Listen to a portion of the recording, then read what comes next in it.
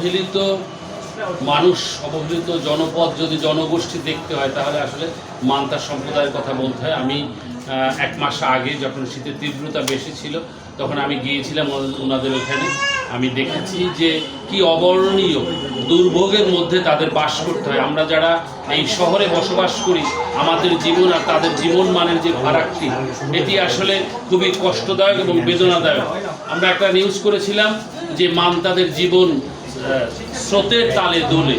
আসলে আমরা যদি আপনারা কেউ যান, এখানে যারা আছেন কর্মকর্তারা, আপনারা দেখবেন যে একটা নৌকায় যখন রান্না হয় আর একটা যখন ট্রলার যায় বড় আকারে অথবা একটা লঞ্চ যায়, তাৎক্ষণিকভাবে ওই নৌকাটি, ছোট্ট নৌকাটি দুলতে থাকে, তখন কিন্তু চুলায় রান্না চলে। আমরা কিন্তু এটার উপরে একটা স্টোরি করেছিলাম। আমরা দেখছি যে মান্তাদের জীবন মান, কিন্তু আসলে ওনাদের একটা সমস্যা হলো ওরা এই নদী কেন্দ্রিক ওনাদের যে জীবন, এটা থেকে কিছুটা হলেও পিছনে ব্যাক করতে হবে। অর্থাৎ স্থায়ী সমাধান হলো ওনাদের ভূমিতে আসতে হবে, আপনাদের আবাসন দরকার। এবং এই আবাসনটাকে কিন্তু মানসিকভাবে এবং শারীরিকভাবে এই আবাসনের জন্য, যেমন আপনি মাছ ধরেন, আমরা জানি যে ওনারা যখন মাছ ধরতে যায় ওনাদের বাচ্চাদের কিন্তু নৌকায় বেঁধে রাখা হয়, এটি কিন্তু একটি ঝুঁকিপূর্ণ।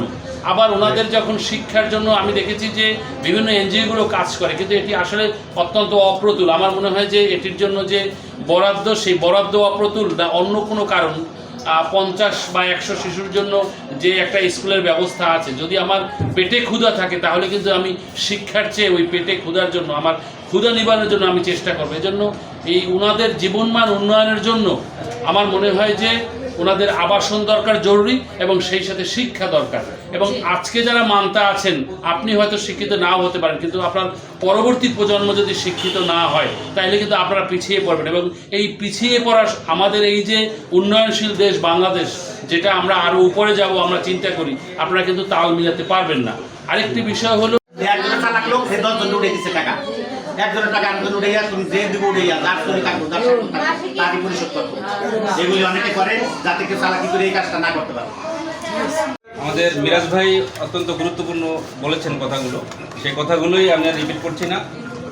এই চন্দ্রদ্বীপ কাজ শুরু করার আগে মান্তা সম্প্রদায় নিয়ে কিন্তু আমাদের গণমাধ্যমেরও কিন্তু অত সিরিয়াসনেস ছিল না।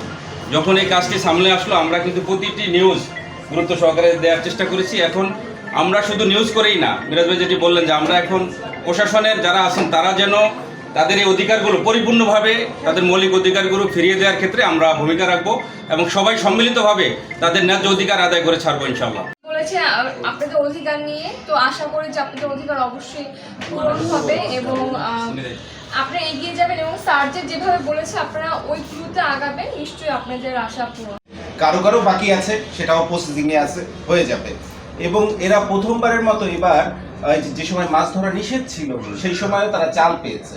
এইটা আমাদের কারণেই হয়তো বা সম্ভব হয়েছে বলে আশা করি। আমরা মিডিয়ারা কাজ করেছি, পাশাপাশি বিভিন্ন এনজিও এই বিষয়ে কাজ করেছে। এছাড়া আরও অন্যান্য এনজিওরাও তাদেরকে নিয়ে কাজ করছে, ওনাদের শিক্ষা, স্বাস্থ্য এই বিষয়গুলি নিশ্চিত করছে। এখন ওদের যেটা মূল দাবি সেটা হলো যে মারা গেলে যে তাদের 3 হাত জায়গা, সেই জায়গাটুকু তাদের নেই। মাঝে কাজ করলো 9-10 মাস হবে, অত আমি লেখাপড়ি জানি না। তবে স্যার আমরা জীবনকাল যে আমরা বাংলাদেশে আমাদের বোর্ডের কালে আমাদেরকে ব্যবহার করতো, বোর্ডের পর আর আমাদেরকে চেনে, আমাদেরকে চেনে ঠিক আছে। যখনকার আমাদের একটা বাচ্চার একটা জন্ম নিবন্ধন কাগজ আমরা করতে যাই, তখন ওইখান থেকে আমরা বঞ্চিত হয়ে যাই। এনআইডি কার্ড আমাদের অনেকের নাই। যখন এই চন্দ্রদ্বীপ 71 চ্যানেল আমার ভিতরে ঢোকার ভিতরে, তখন এদের কাছে আমরা আবেদন করেছি, স্যার আমাদের হলো অনেকের এনআইডি কার্ড নাই, এখন আমরা কোথায় গেলে আমরা এই জিনিসগুলি পাইতে পারি? তখন তারা আমাদেরকে এই উপজেলায় নিয়ে আসে। তবে স্যার এই আমাদের এই উপজেলায় আনার পরে এনআইডি কার্ড করার কোনো এখতিয়ার নাই, কেন ম্যাচ শেষ, কেন এটা ম্যাপ আছে, সরকারি একটা ম্যাপ আছে যে এত তারিখে শেষ। তখন ওই ম্যাপ নাই, তারপরও তারা চেষ্টা করে কর্মজীবী যারা চাকরিতে বড় ধরনের আছে তাদের কাছে ফোন দিয়ে সহযোগী নিয়ে আমাদের এই এনআইডি কার্ড একসাথে করে দিল 65-63 আমাদের এই উপজেলায় দেওয়ার পরে এই কাজগুলি পাওয়ার পর সাথে সাথে আমরা এনআইডি কার্ড করি। আমরা 5 দিনের পর আমরা মেসেজ পেয়ে আমরা কার্ডগুলি নিচ্ছি।